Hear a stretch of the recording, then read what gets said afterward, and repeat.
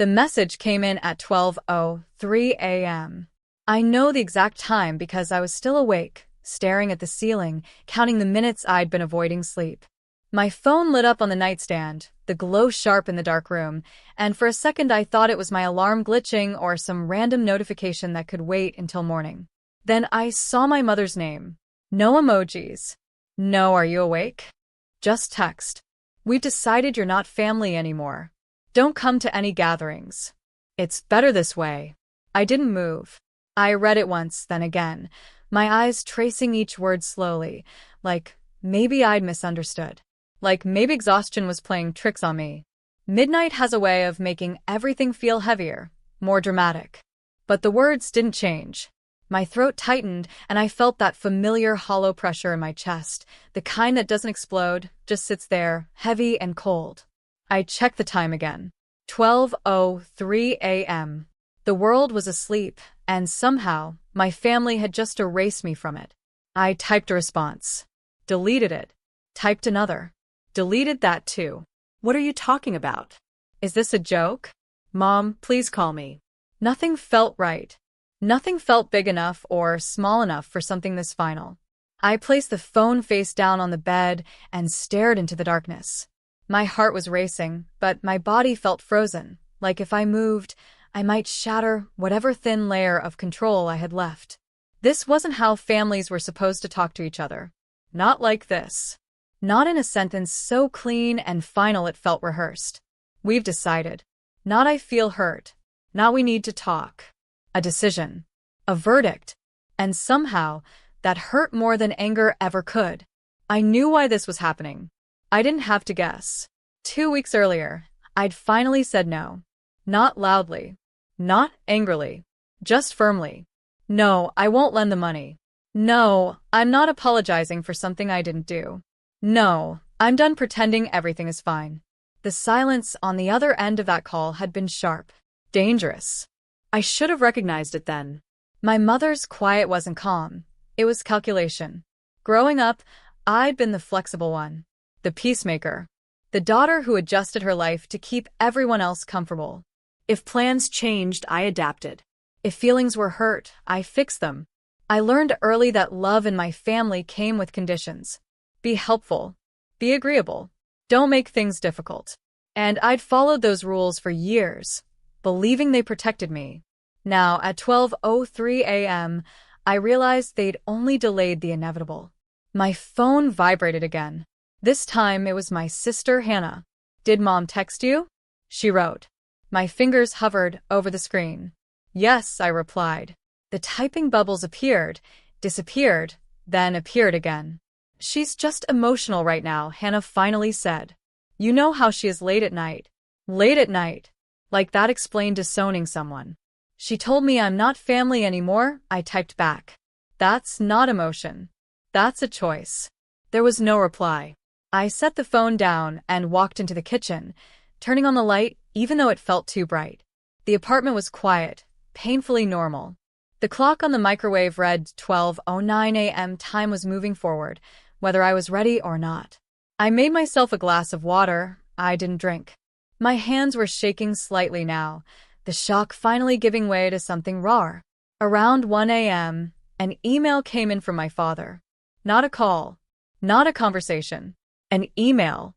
"Your mother has already explained our position. We believe some distance is necessary right now. Please respect that." Necessary. Like I was something that needed to be removed for the system to function properly. I sat at the kitchen table, the email open on my phone, and felt something inside me settle. Not anger. Not yet. Understanding. They weren't asking me to come back. They were waiting for me to beg. And for the first time in my life, sitting alone in my apartment in the middle of the night, I wondered what would happen if I didn't. As the clock ticked past 12:30 a.m., the silence wrapped around me, thick and heavy. No follow-up messages came. No clarification. No softening of words. Just absence. And in that quiet, one terrifying question echoed louder than anything else. If my family had decided I wasn't theirs anymore, who would I become without them? I didn't have the answer yet. But the night was long. And this was only the beginning. I didn't sleep that night. I lay in bed staring at the ceiling, the numbers on my phone glowing every time I checked the time. 12:47 a.m., 1:12 a.m., 2:03 a.m. Each minute felt louder than the last, like the night itself was reminding me that I'd been awake when my family decided to cut me out of their lives. By morning, my body felt heavy and hollow, like I'd carried something too big through the dark and didn't know where to set it down. I finally drifted off sometime after 4, only to wake up 2 hours later to the sound of my alarm. For a split second, I forgot. Then the memory hit me all over again, sharp and breath-stealing. The message was still there. I hadn't dreamed it. I sat on the edge of the bed, phone in my hands, reading my mother's words one more time. They felt colder in daylight, less emotional, more deliberate. We've decided. I wondered who we really was. My father, obviously. My sister? My brother? Had there been a conversation about me after midnight, voices low, decisions made while I lay awake in another apartment, completely unaware? The thought made my stomach twist. By the time I got to work, my head was pounding.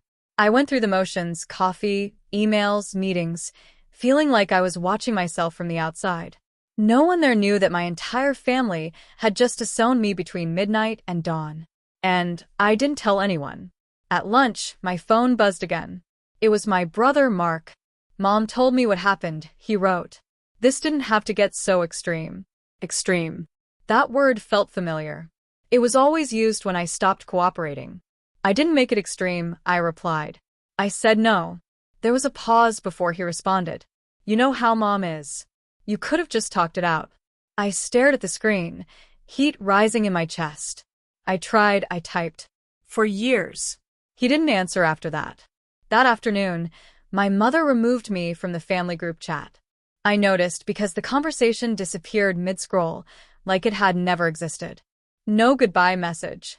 No explanation. Just gone. Something about that hurt more than the text itself. I wasn't just being punished privately. I was being erased publicly. By the time I got home, exhaustion weighed on me like a blanket. I dropped my bag by the door and sat on the floor, back against the wall, letting myself finally feel it. The grief came in waves, memories, moments, holidays, inside jokes that suddenly belonged to a life I was no longer part of. I cried for the version of myself that still believed being good would keep me safe. Around 7 that evening, my sister Hannah finally called. Her voice was cautious, like she was stepping onto thin ice. Mom's really hurt, she said. I let out a slow breath. So am I. She feels like you chose money over family. I closed my eyes. No, I said quietly. I chose myself. There was silence on the line. You could fix this, Hannah said. If you just apologized. For what? I asked. For having boundaries? She doesn't see it that way. I know, I said. That's the problem. Hannah sighed. I don't want to be in the middle. I don't want you to be, I replied. I just want you to see me. She didn't answer. After the call ended, I realized something that made my chest ache. They weren't asking how I felt. They were asking how quickly I'd fall back in line. That night, I sat at my kitchen table with a notebook and started writing, not a message to my mother, not a defense, but a list. What I'd given up over the years to keep the peace. What I'd swallowed to avoid conflict. What I'd convinced myself was normal. Seeing it all on paper was unsettling. I'd spent so long shrinking that I hadn't noticed how small my life had become. Just before midnight, my phone buzzed one last time. A text from my mother. This distance is for your own good. When you're ready to be part of this family again, you know what to do. I looked at the time. 11:58 p.m. Almost a full day since she decided I wasn't family. I set the phone down without replying. For the first time, I understood something clearly. This wasn't about reconciliation. It was about control. And as I turned off the lights and went to bed, one thought settled in, quiet but unshakable. If being part of this family meant losing myself, then maybe losing them was the beginning of something else. Something I hadn't allowed myself to imagine yet, but something I was finally ready to face. The next few days passed in a strange blur. Not because anything dramatic happened, but because nothing did. No follow-up calls. No apologies disguised as concern. Just silence, thick and deliberate, like it was meant to teach me a lesson. I knew that silence well. Growing up, it was how conflict ended in my house. No resolution. No conversation. Just withdrawal. Whoever broke first lost. I'd always been the one to break. This time, I didn't. On the third day, I decided to tell someone outside the family. Not for advice, just so the story could exist somewhere other than inside my head. I called my friend Maya. She listened without interrupting while I told her everything. The midnight text. The group chat disappearing. The way my siblings spoke like I'd committed a crime by saying no. When I finished, she exhaled slowly. That's brutal. I laughed softly. That's one word for it. That's not a boundary, she continued. That's emotional exile. Hearing it labeled made something in me loosen. I hadn't imagined it. I hadn't exaggerated. This was real. That evening, I found myself scrolling through old photos on my phone. Family holidays. Birthdays. Smiling faces frozen in time. I realized something unsettling. I looked happy in those pictures. But I couldn't remember feeling happy. I remembered being useful. Needed. Praised for how understanding I was. I closed the app and set the phone down. On the fifth day, my father called. I stared at the screen for a long moment before answering. Hello, I said. His voice was controlled, careful. Your mother is taking this very hard. I let that sentence hang between us. And how am I taking it? I asked. There was a pause. You're strong, he said finally. You always are. That wasn't comfort. That was expectation. I didn't ask to be strong, I replied. I asked to be respected. He sighed. You know how your mother is. She feels betrayed. I said no. I said. I didn't betray anyone. He lowered his voice. If you apologize, this can end. There it was. The price of re-entry. I'm not apologizing for having boundaries, I said. Silence. You're choosing pride over family, he said. No, I corrected. I'm choosing myself. He ended the call, without another word. That night, I dreamed I was standing outside my childhood home, knocking on the door. I could hear voices inside, laughing, talking, but no one answered. When I woke up, my pillow was damp. The following morning, an email arrived from my mother. Not emotional, not angry, formal. Until you're willing to take responsibility for your behavior, you are not welcome in our home. I read it twice, then archived it. Something shifted after that. The pain didn't disappear, but it stopped controlling my reactions. I started noticing how much mental space had been taken up by fear of disapproval. Without it, there was an uncomfortable quiet. Then freedom. I changed my phone settings so family notifications wouldn't wake me at night. I stopped checking my messages compulsively. I went for long walks after work and let my thoughts wander without rehearsing arguments that would never happen. One afternoon, my sister Hannah sent a photo. A family dinner.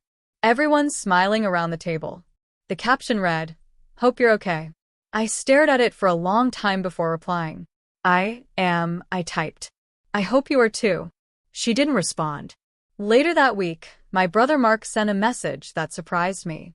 I don't agree with how this was handled, he wrote. But Mom says this is the only way you'll learn. Learn. As if love was a lesson to be taught. I set the phone down and felt something settle inside me. Not anger, not sadness. Acceptance. They believed punishment would bring me back. They didn't understand that distance was doing the opposite. It was teaching me who I was when no one was watching. When no one needed me. When I didn't have to perform for approval. One evening, sitting alone with a cup of tea, I caught my reflection in the darkened window. I looked tired, but clearer. For the first time, I wasn't trying to be chosen. I was choosing myself. And that scared them more than anything else ever had. I didn't know what would happen next. But I knew this much. Whatever version of me emerged from this silence, she wouldn't disappear just because someone decided she didn't belong. About a week after the message, the silence finally broke. Not with an apology. Not with a conversation. With consequences.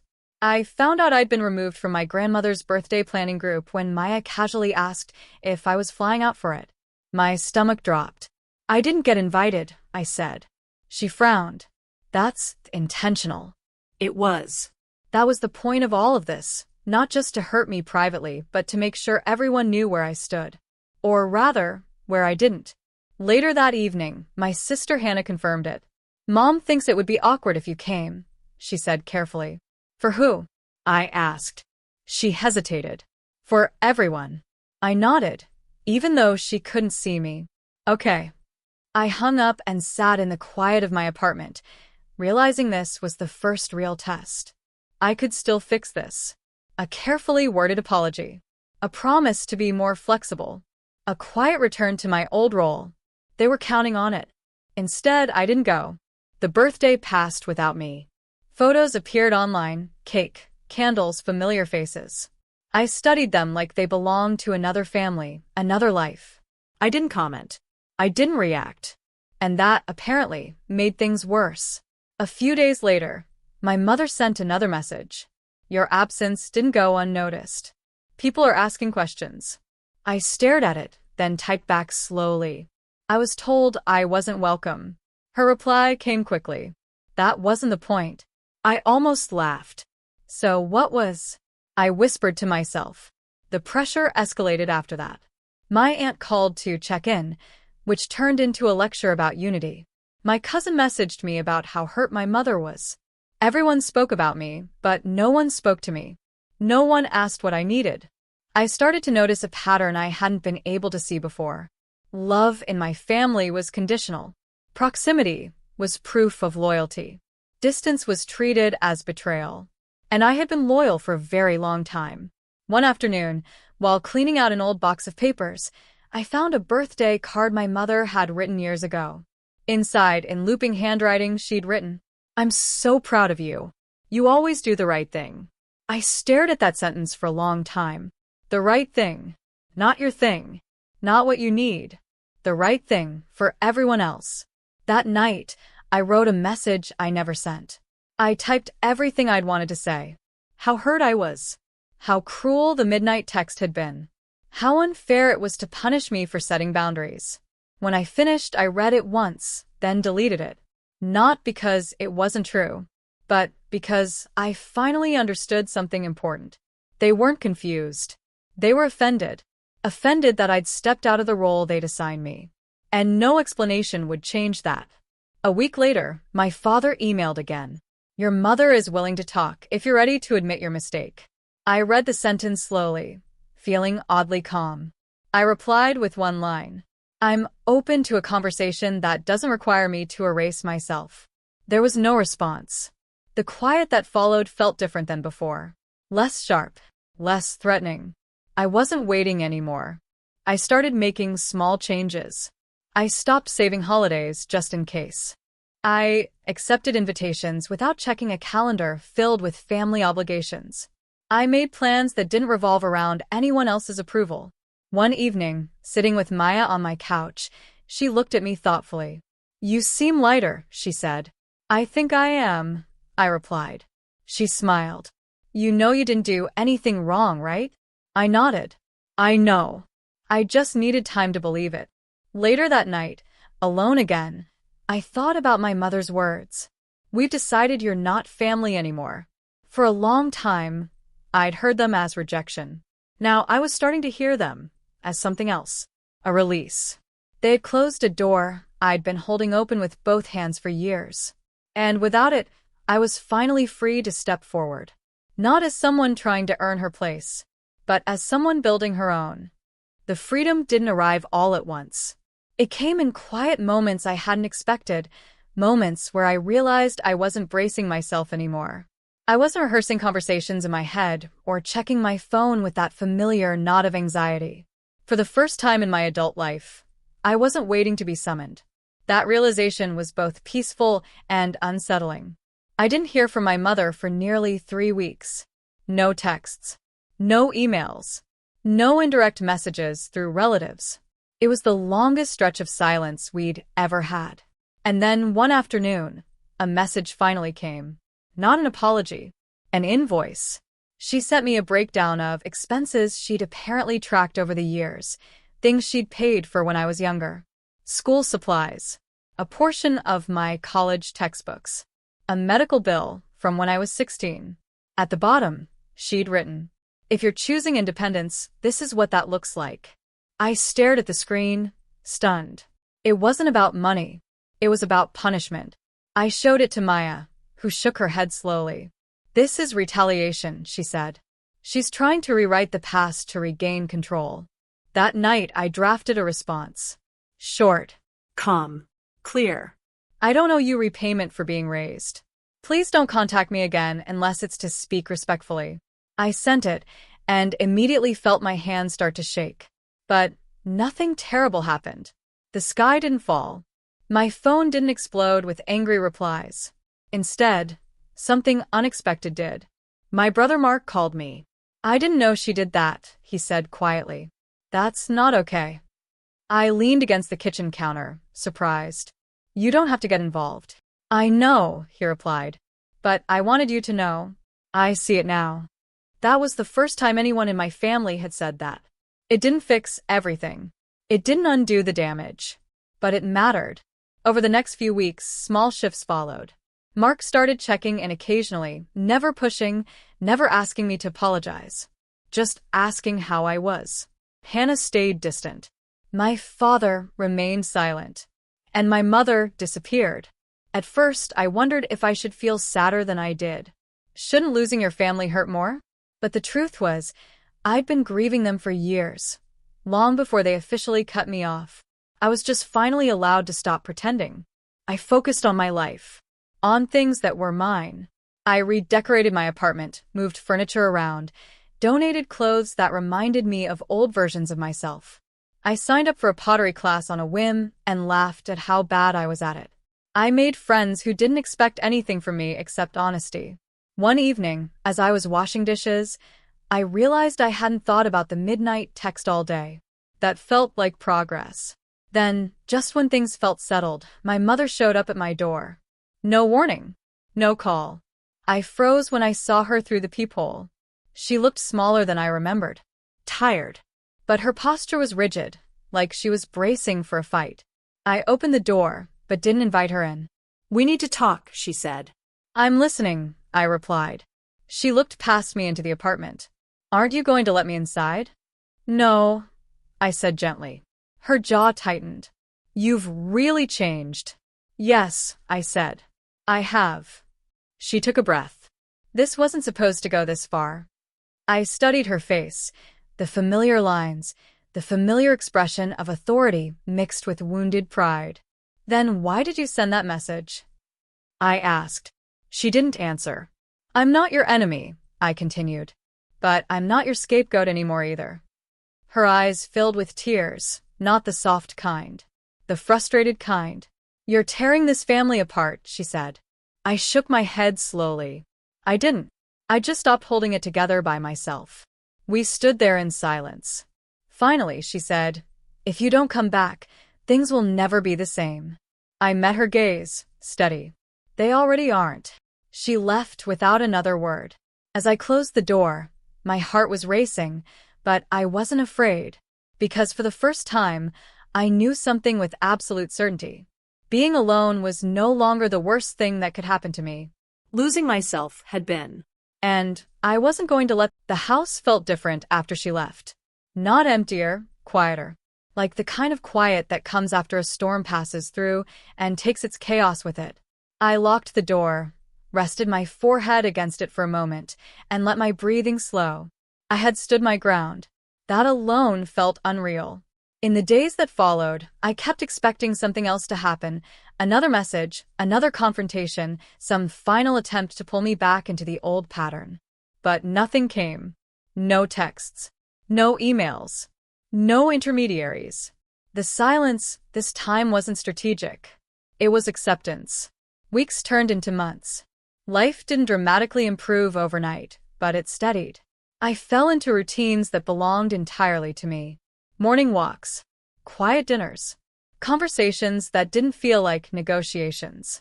My relationship with Mark deepened slowly. He never defended our mother's behavior, but he didn't attack her either. We spoke honestly, carefully, rebuilding something new, something that didn't rely on pretending nothing had happened. One afternoon, he admitted, "Watching you walk away made me realize how much I've been afraid of doing the same." I smiled sadly. "It's scary at first." But worth it, he said. "Yes," I replied. "It is." I didn't hear from my father at all. That used to hurt more than anything. Now, it felt like confirmation of something I'd already known. Some people only know how to love you when you're obedient. My mother sent one final message months later. It wasn't an apology. It wasn't an attack. It was a sentence. "I hope you're happy." I read it carefully, then typed back 2 words. "I am." And I meant it. Happiness didn't look the way I'd been taught it would. It wasn't loud or dramatic. It didn't come with validation or approval. It came with peace. I spent holidays with friends who welcomed me without conditions. I celebrated milestones without fear of disappointing anyone. I learned that chosen family can be just as real, and sometimes far kinder, than the one you're born into. One evening, as I cleaned out an old drawer, I found my childhood address book. Names crossed out. Numbers outdated. A record of a life that no longer fit. I closed it and set it aside. That chapter was finished. Sometimes, late at night, I still think about that message, the one that came at 12:03 a.m., when the world was quiet and my family decided I didn't belong. I don't replay it with pain anymore. I replay it with clarity. Because that message, as cruel as it was, forced me to confront a truth I'd been avoiding my entire life. I had been trying to earn love that was never unconditional. Losing my family didn't break me. It revealed me. It showed me who I was without their expectations, their guilt, their rules. I am someone who can say no and survive it. Someone who can walk away and still stand. Someone who doesn't disappear just because others decide she shouldn't exist in their world. If my mother's words were meant to punish me, they failed. They freed me. Because family isn't defined by who excludes you.